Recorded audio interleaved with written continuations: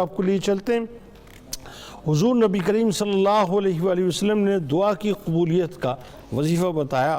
نبی کریم صلی اللہ علیہ وسلم نے اپنے پیارے چچا حضرت امیر حمزہ رضی اللہ تعالیٰ عنہ سے فرمایا کہ پیارے چچا جان، اپنی ہر دعا سے پہلے یہ کلمات پڑھ لیا کریں، اللہ تعالیٰ آپ کی ہر دعا کو قبول فرمائے گا۔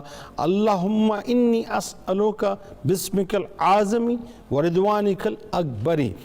ناظرین کرام، یہ وہ دعا ہے، وہ اسم اعظم ہے جس کے وسیلے سے حضرت امیر حمزہ رضی اللہ تعالیٰ عنہ خود دعا فرمایا کرتے تھے اور وسیلہ پیش کر کے دعا کیا کرتے تھے۔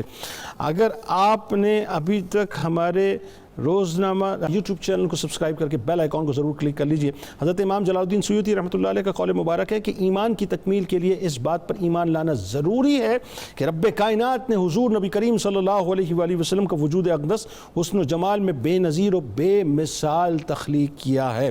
آپ وہاں موجود ہیں، ہم یہاں موجود ہیں، انشاءاللہ مل کے ببانگ دوہل نعرہ لگائیں گے۔ ہمارے ساتھ ملک کے ممتاز شناخواں جناب حافظ محمد ارشد نقشبندی صاحب بھی تشریف لا چکے ہیں۔ آپ کو خوش آمدید کہتا ہوں، السلام علیکم۔ اس دعا اس امید اس یقین کے ساتھ اجازت دیں کہ لا یؤمن احدکم حتی اکون احب الیہ من والدہ وولدہ والناس اجمعین۔ اللہ تعالیٰ آپ کا، ہمارا، ہم سب کا حامی و ناصر ہو۔